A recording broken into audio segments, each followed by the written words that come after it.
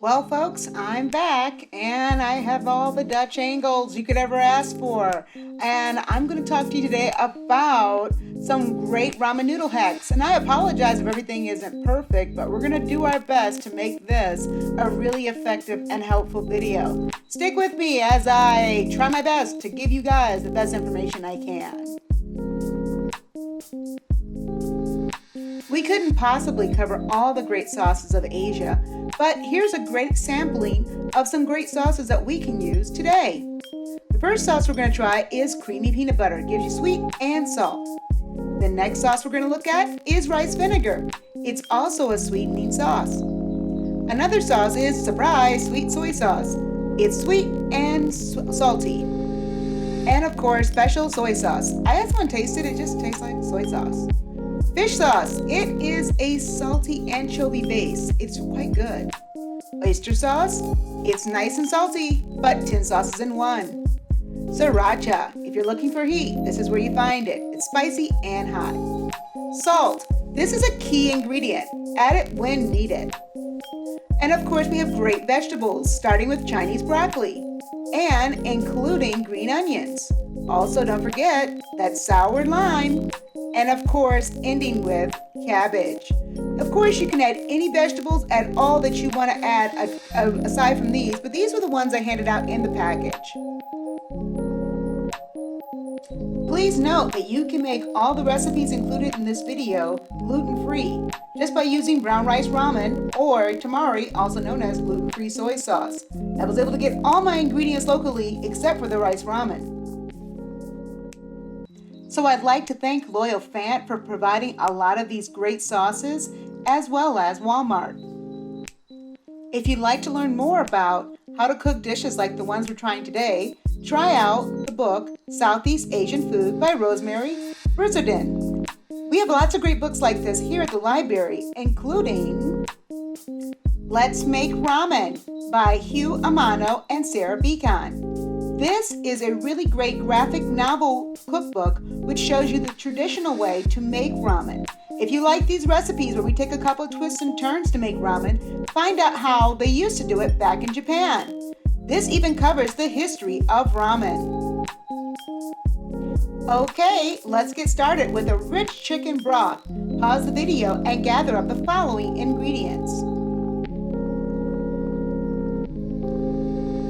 Okay, so first things first, I'm a weirdo. I wash my chicken. But once you wash your chicken, pat it dry, get it as dry as possible so that you can cut it without having to do with any slipping. Make sure you get a nice sharp knife for this part, because what you're going to do is you're going to debone your chicken. As we're deboning the chicken, we want to be careful where we put our fingers. Folks, I cannot stress enough how careful you need to be. Please do not use a dull knife. Please get a sharp knife. Sharp knives are less likely to have accidents. Take your time with it, cut slowly, and carefully take the chicken bones out of your chicken. This is going to help you make a really rich and wonderful stock. I'm using chicken thighs. You can use any cut of chicken you want. You can use any meat you want. But I find that chicken has a rich flavor and enough fat to make this a delicious broth to put on my noodles. So take your time getting the chicken bone severed from the meat, and then you're going to add it to your broth.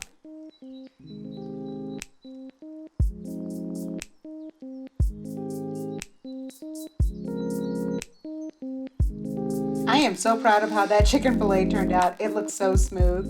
What you're going to do next is take that chicken fillet that you have, or any chicken meat you have, because we're going to use this later to make our dishes taste even better. Put that in your saucepan, and then take any bones you have, and we're going to put that into our stock pot.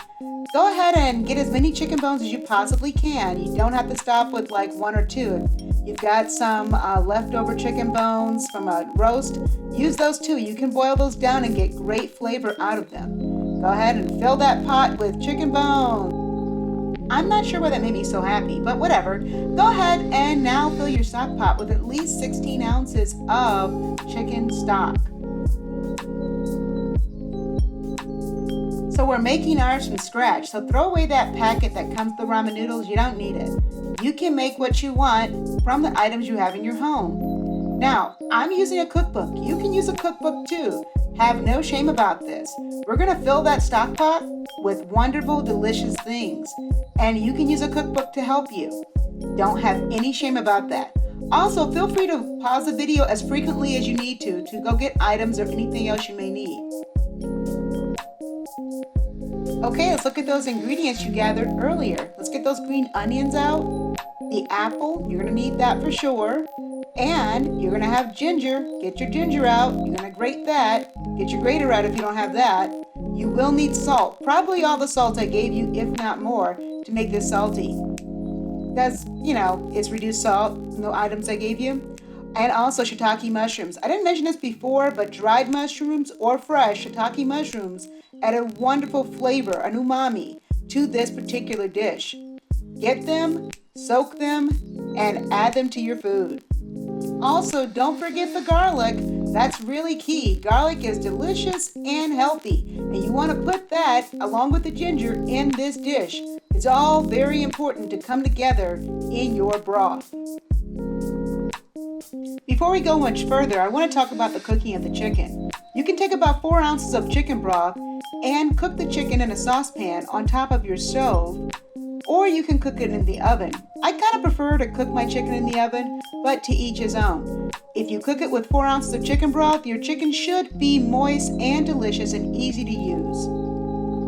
Make sure you cook your chicken on medium to low heat and turn it so that you can get even browning on the chicken. You want to make sure you don't have any raw chicken. One way to check for that is to take your tongs or fork and try to break off a piece of the chicken. When you break it off and no blood comes out and it breaks off pretty cleanly, almost rubbery, that's a good sign. You want to make sure when you break it off there is no blood, then you know you're cooking chicken is not raw, you're cooking chicken. That's true too. Remember those shiitake mushrooms that I said would add delicious umami flavor to your broth? Well, we have to cook those too. So get about 8 ounces of water or 10 ounces, depends on how much stock you want to make, and add your shiitake mushrooms to that. You want to get boiling water to add your shiitake mushrooms to if they're dry. If your mushrooms are fresh, just chop them up and throw them right in your broth, but if they are dry, hot water does make them softer faster. So get them in that pot, get them boiling, and you can add it to your broth. Okay, once the mushrooms have softened, then you can take them out. Take out as many as you like, it's to taste. We really just want that lovely umami flavored broth you've made from the mushrooms to add to our broth. So go ahead, take out as many as you like. I liked a lot, so I took out 3. You can take out fewer. Then just pour your mushroom broth in there and let it boil. Now, some of you are going to notice that I have already confused you a little bit because I have a boiling pot. Wait for it. Well, guess what? You can cut your stuff up ahead of time and put it in there, or you can wait until your mushroom broth is ready to go and then add your items. I chose to add my mushroom broth after I did this step that you're seeing me do right now, which is simply quartering the apple, taking out the seeds, and putting it into the pot full of the chicken bones and broth. But you can do the mushroom broth before or after. It doesn't matter when you add it, as long as you add it for the flavor's sake. And as you can see there, I am debating how much apple do I want. It's Fuji or Gala apple that I'm adding, and it adds a little bit of sweetness to it. And as you can see there, I'm chopping off the tips of the onion. The tips I don't like. And again, I cannot stress how important it is to have a sharp knife so you do not hurt yourself.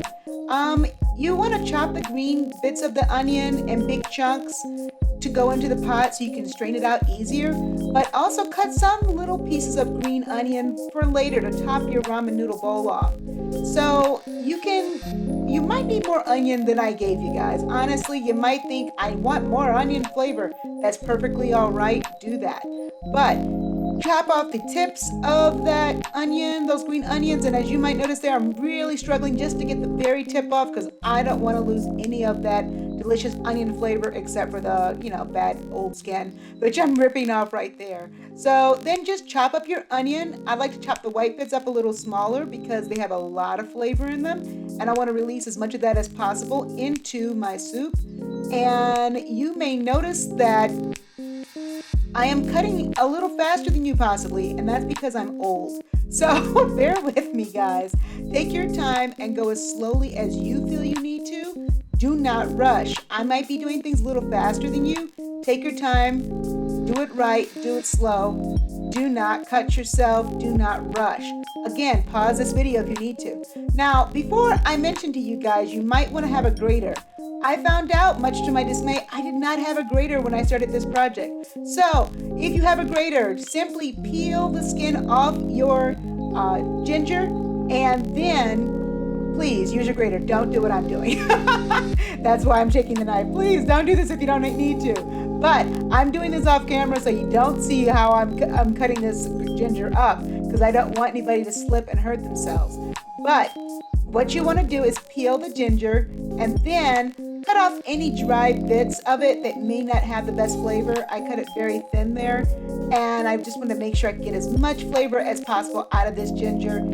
And then I'm going to start dicing the ginger in my hand. I do not recommend this for any teen. Please get a grater after you peel your ginger with a peeler, which I could not get my hands on either. Then do not dice your ginger like this unless you are an old woman like me and you have no problem using a knife that's very sharp and you have really good knife skills. Do not do this. But once you have diced your ginger, and as you can see, I'm taking the peel, I've washed the ginger, I'm throwing the peel into my stock pot because I want maximum flavor. Now we're going to add some garlic. So peel your garlic cloves and get the skin completely off of them. As you can see, I'm breaking up the cloves. And once again, do not do this with a knife in your hand. That was very dumb of me. Don't do that. Put the knife down. There I go. That's a smart move. Okay, so once you have peeled your garlic and you've gotten the skin completely off of it, and you've cleared a nice space, go ahead and cut it properly. Oh gosh.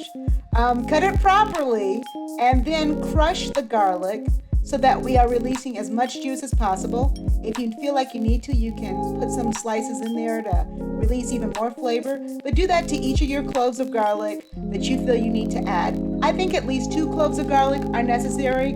You can put up to 6 cloves of garlic in there if you really love garlic. You know what your flavors are for your tongue. If you don't like spicy, do not add a lot of garlic and ginger. If you do like a little spice, add garlic and ginger. And again, what I'm doing right now by scoring the garlic is bringing out more flavor to it. Especially if you have older garlic, this is a really effective way of getting a pruny garlic to release more flavor.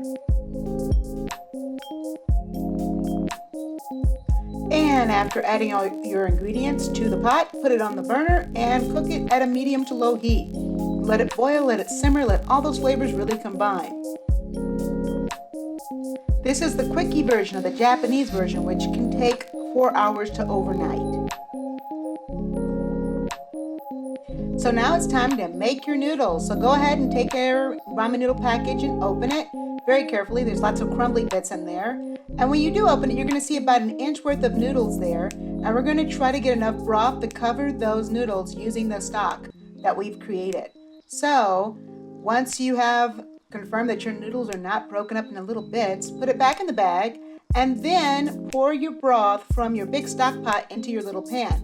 Now you can do this one-handed and hold the spoon with one hand or strainer with one hand, or you can get a great friend like Alicia Lamont who is helping me with this to pour this out. So here she comes to save the day. Thank you, Alicia, for all your help with this program. And we are going to pour this broth into this pot so we can have enough broth to cover the noodles. That's all rich chickeny broth right there. You can see the green onion and garlic there in the spoon. It's going to be delicious. So once we have taken out as much broth as we can, we'll put the noodles in there and let's see if we have enough broth. We don't! Surprise, surprise, surprise. Okay, so we need more broth. Let's try again. We're going to put all the noodles in there. Yep, don't waste any noodles. We're going to try again to go ahead and cover those noodles with what broth we have left.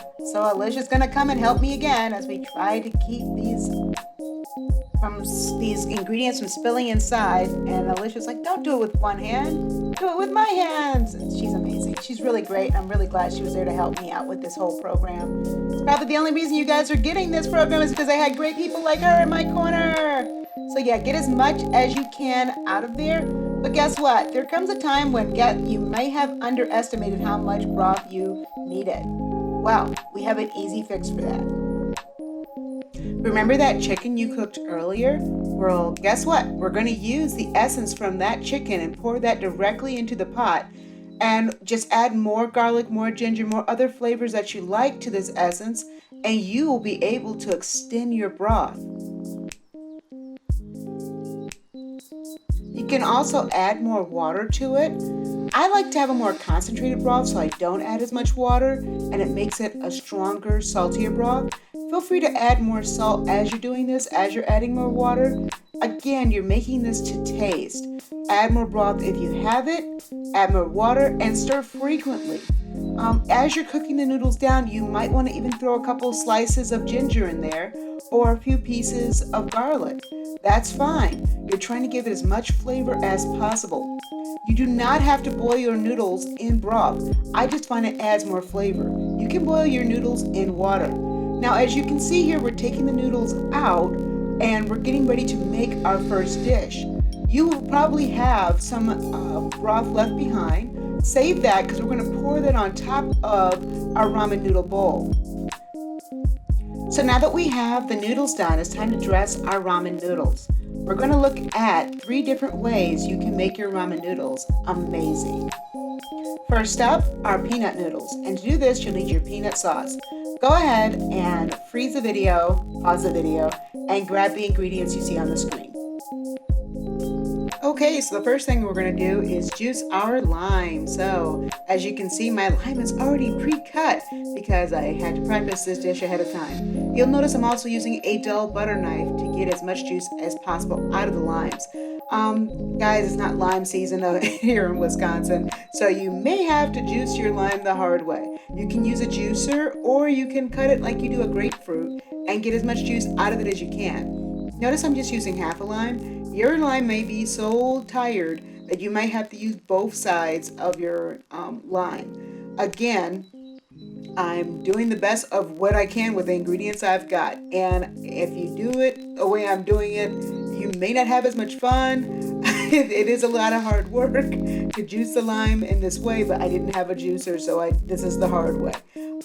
If you would like, you can, go ahead like you would with the grapefruit and make little slices with the butter knife, and it might work a little better. You might have noticed in this video, you're not seeing my face very often. That's because I decided to study the great sage Babish, as in binging with Babish, and I took a lot of the ideas of behind the shots for this from watching that show.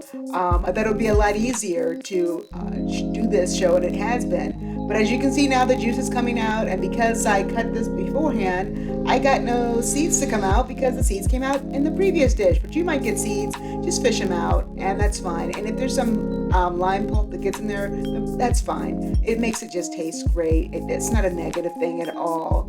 As you can see, I'm really putting some force in there to get the juice out, and that happens. But anyway, I found this to be the simplest and easiest way to get this information out to you as quickly as possible. And yes, your hands will be wet. And that is how you juice the lime. So now we are going to start by showing you how to roll the lime. Yeah, I kind of forgot about this step. Sorry about it, guys. But yeah, if you roll the lime first, it'll be easier to juice. Yeah, so we thought we'd just show you that before we continue on with the rest of the sauce. Yes, roll the lime first. Yes, that first. So the first thing you want to do in the peanut sauce is to get your peanut butter. Now you can measure out 3 tablespoons, or you can just scoop the whole thing in there. I really like the taste of peanut butter, so I'm just going to scoop the whole thing in there because it tastes good. And if I don't like the consistency, I can always add a little water to it later. There's no damage to that. Peanut butter is a very flavorful sauce. And then the next thing we're going to add, Alicia's magic hands adding the ingredients, she was so awesome, is the soy sauce. Now, I can eyeball this because I'm an old person, but I strongly suggest you grab your tablespoon and don't eyeball it so you get it right. And put 1 tablespoon of soy sauce in there. And that's going to give you the salt. So now you have your salt and your sweet. You're building quite a sauce here. You may also notice that you have a lot more sauce than I have, because I did a couple of dishes with this. So you're going to have more sauce. I try to give you more than you needed for these dishes. So if you have extra, you're going to have extra. And then we have the brown sugar. Now you just need a full of tablespoons of this. And again, I used this in a previous dishes. I tested it out. So you are going to have a lot more brown sugar left over after you take out your 2 tablespoons. I'm sorry, teaspoons, not tablespoons. I mean, you could, but it'd be a really sweet noodles then. And yes, this is the simplest noodle dish you're going to make. And it's just you mixing these very simple ingredients together. There's the sriracha. Now, guys, I'm not a big fan of sriracha. Sriracha is not my favorite thing. I'm not into spicy. If you are, great, be spicy. Add as much as you like. I'm going to find the smallest, and I do mean the smallest scoop on the spoons and put that in there. Because you do need a little bit of the heat to really make the other flavors come together, but you don't need to make it spicy. Guys, you're adding sriracha to bring the other flavors to life. You're not adding sriracha to burn your tongue off. Unless you want to. Add as much as you like. It's up to you. It's your sauce. Do what you like, okay? So once you're done adding the sriracha, and you put the lid on that, and things fall apart. And with me, you add your ginger. Okay, now ginger will also heighten the spice of your dish. So as you can see here, I'm using a knife. I do not recommend you use a knife. Please use a grater. You may need the knife to peel your ginger, but when it comes time to add ginger, use a grater if you can. Again, I'm an old person with knife skills, so yes, I will be cutting the ginger by hand if I don't have a grater. And now it's time to mix it. So you want to have a little cup of water there so you can add water as needed. But really, it's a peanut sauce, so it's going to be thicker. As you can also see, I'm stirring with a knife. I'm not even stirring with a spoon. Remember, these dishes were created by people who were street hawkers. They were making food on the go, on the fly. You don't necessarily have to have fancy dishes. Stir your peanut sauce until everything is perfectly integrated. Again, you are making this to your taste. You don't have to have fancy tools like a spoon. You can stir it with a knife if you really want to. Spoon, knife, whatever works. As long as you are integrating the material, it's working. Get that ginger and garlic and lime in there. And when you're done, it should look like a peanut buttery, pasty, slightly darker brown because of the soy sauce. See it? There you go. Sauce. Now I'm going to add a little what I call a splashing of water. Not even a full tablespoon. That's my old soy sauce spoon. Just a splash or 2 of water, just a little bit, just to give it a little bit of a looser consistency, because it's going on the noodles, and the noodles are wet, so they're going to add a little more water to it. So again, add to taste. The first thing you're going to notice is that these noodles are boiled in water. You don't necessarily have to boil your noodles in chicken broth. With peanut noodles, you can do it in water, no problem. Just make sure the noodles are the right consistency that you're looking for in a noodle, not too hard, not too soft, before transferring them to the bowl. Bring the bowl to the pot. That way you have less drippage. Once you've worked the noodles and the sauce together really well, you can do this final step. Now, you don't have to do this, but I like chicken in my peanut noodles. So take the chicken that you've cooked, chop it up, and then add it to your noodles, and then stir it up really well. Integrate that into the noodles as well. Now, I'm doing the drop method, which means I'm getting the noodles on my spoon or knife, and then I'm dropping them back down again. You might find this is a really effective way of mixing your sauce into your noodle dish. I like to throw some chicken on top and some onions on top just for show. I like the way it looks. Now, the one thing you may not like the way it looks is wiping your knife off on the side of the bowl. Don't do that. If you want it to look pretty, just do that. Okay, I'm sorry that dish didn't look very pretty, but we're now on to our next level of ramen noodle hacks. This is going to be a little bit harder, and I like to call this one Approximate Ramen. Now, the one thing about this is you're going to be shocked at how much salt you're going to need to add to your broth to make your ramen even remotely taste like what you're used to. Okay, so we're going to make the egg that you're used to seeing in the ramen with the little slightly darker yellow yolk. So that means you're just going to boil it for 6 minutes, hence the flashing fingers, 6 minutes.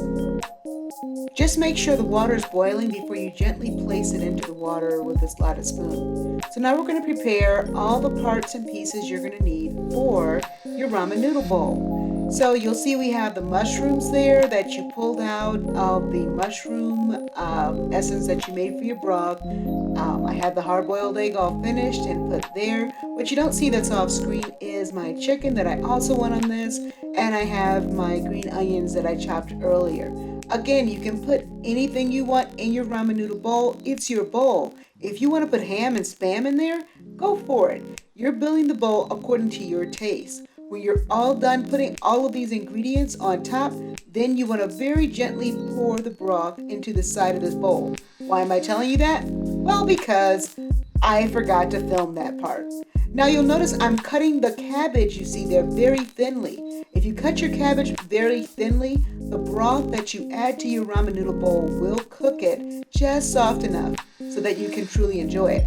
Once you've shredded that cabbage, basically, put it carefully against the side of your bowl so that it has a very aesthetic look to it. Then grab your mushrooms, and they should be completely softened after you have cooked them and boiled them in the hot water. If they were dry, if they're fresh, you shouldn't have a problem at all cutting them. Just chop up the softest, most beautiful parts of your mushroom, and after you're done slicing it, place it carefully into your bowl. Again, you might find some hard cores, so if you do find hard cores, don't chop that part up. Skip it like you see me doing. As soon as my knife runs into resistance, I stop chopping. I put that to the side for later. It obviously needs to be boiled longer. Place that against the side of your bowl as well. And then it is time to add a few onions. Now you're going to notice I put all the onions in, then I pulled some out. And that's because I realized I had another dish I wanted to do, and I love green onions. So I pulled some out to reserve for later. Now it's time to add the egg. That beautiful egg you always see in ramen noodle bowls. Crack it and then carefully peel it into the bowl that you used to reserve those mushrooms. Once you have peeled it, go ahead and then you're going to slice it with your knife very carefully, and you should have a slightly runny yolk if you did 6 minutes. I did a little more than 6 minutes, so my yolk is almost completely finished. And then grab your meat, your chicken, your ham, your beef, whatever you wanted to add to it, and then slice it up. Unlike the peanut noodles, we're not going to dice this. We're just going to shred this into slices because I think it looks more aesthetically pleasing. Heck, if you want to chop yours up into itty bitty bits, you can do that. Oh, there's Alicia making the camera go in. Again, I'm slicing the entire chicken thigh and putting it in there. I think it tastes delicious, and when it's all done, I think it looks great too. Enjoy your ramen noodle bowl. And now we come to the most technically difficult ramen noodle hack. Yes, this is level 3. We're making pad see ew noodles. So go ahead and pause this video, grab these ingredients, and get ready to learn something very new.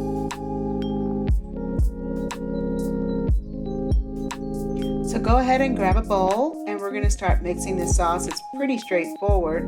If you'll notice that the containers I gave you, they all are numbered. So if you notice that anything is numbered, that's indicating that they are all part of that particular recipe. So the pad see ew sauce, that's the one numbered number 2. Originally, I planned to do 1 peanut sauce, 2 pad see ews, and 3 the ramen noodle bowl. But as I started putting this together, I realized that didn't make any sense. So I did it this way instead. So everything that has a number 2 on it, grab those containers that go in this recipe. The first thing we're going to start off with is oyster sauce. And again, that is really like 10 sauces in one. Go ahead and scoop out the correct amount.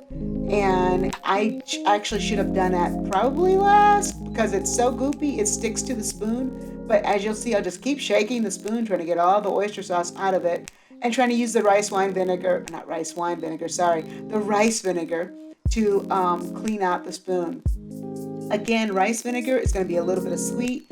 The oyster sauce is just a combination of all these different flavors of umami and salty and savory. And the rice vinegar really balances it out really nicely. So again, I'm just trying desperately to wash that spoon out as I realize I have covered my spoon in a very thick sauce, a very thick oyster sauce.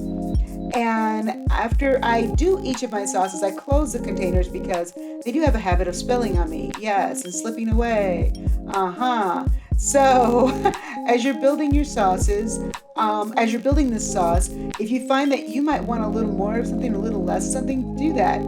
As you mix it, taste it. If it doesn't taste good to you, add a little more of what you do like. And there I am putting the soy sauce in. Again, I just use the same container for my trial sauces, my finished sauces that you're seeing here. So I'm going to have a lot less of the final ingredients that you have, and that's okay. That's because I don't know what your taste buds are like. If you want to add more, add more. And there is the sweet soy sauce. Now, if you're gluten-free, you can make the sweet soy sauce at home just by taking gluten-free soy sauce, 3 tablespoons of it, and adding 2 tablespoons of brown sugar. And mix it well, and you'll get the same effect for this sauce. Again, 3 tablespoons, just like you have here, of soy sauce, and just add 2 more tablespoons of brown sugar. You've got your sweet soy sauce.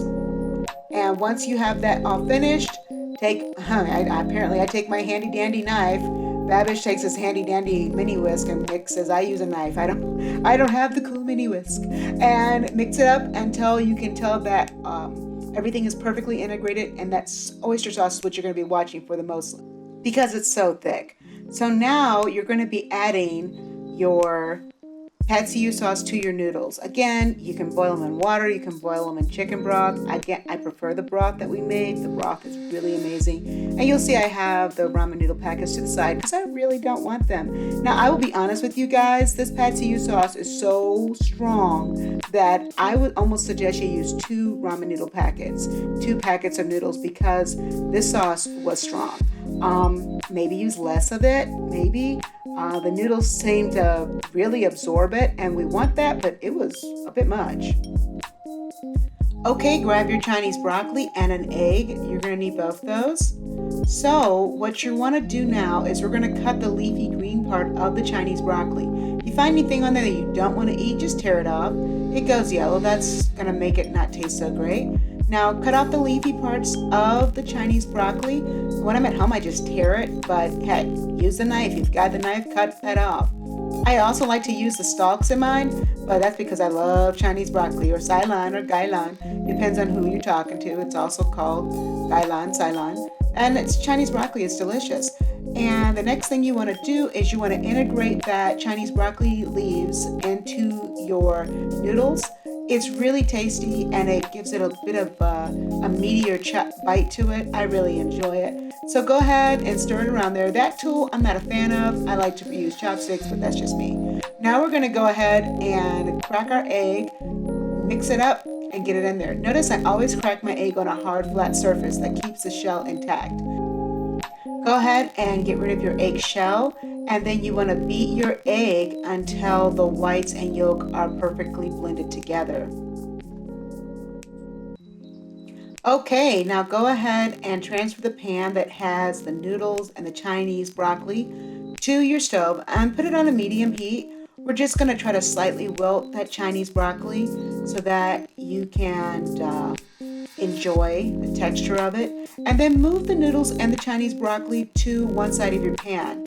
Put your eggs on the little space you've made, and then making sure the heat is at medium, you're going to count to about 11, watching that yolk. You're going to watch that yolk, and if your pan is hot enough, and it's at medium heat, your yolk should start to change color ever so slightly. Count to 11 or 10, and then start to integrate your noodles and your Chinese broccoli into your eggs. Go ahead and stir it in. As you can see, I noticed that it's not hot enough, but I'm going to go for it because the egg is starting to change over a little bit. You can see how it's changing a bit, and then I know I can keep it on that heat. And the gluten in a gluten-y wheat noodle will hold together. If you have gluten-free noodles, if you don't have a hot enough pan, your noodles may start to fall apart. So at this point, I'm integrating the egg into the noodle, and it's gonna look very different when the noodle has totally taken in the egg and become a real stir fry. So keep on tossing you know the egg is in there, integrated well and done, well, you'll notice the sauce will become cloudy. When the sauce becomes cloudy, see how it's like that dark brown, yellowish, cloudy look? That means that it is integrated and in there. And at this point, you'll notice the leaves have gone darker too because they are wilted. And your noodle dish is ready for the chicken. And you'll notice I'm doing that dropping method of trying to integrate it completely. But yeah, you went from that dark brown liquid to a slightly yellower brown liquid, and that's your pad see ew sauce.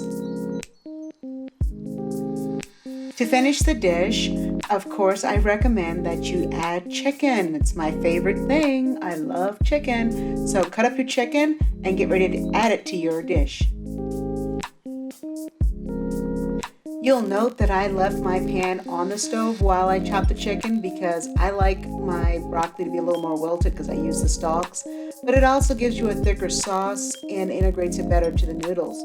So I want to thank you all for watching this video, and I appreciate your support. I'm sorry it took so long to get out to you. It's been a very busy month, very busy week. And again, I want to thank Loyal Fent and Walmart for their help with this.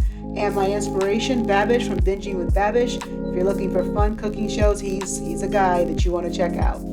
Again, thanks a lot. You guys have a great day. And please hit the like and subscribe. We really appreciate it. You guys have a great day. Bye-bye.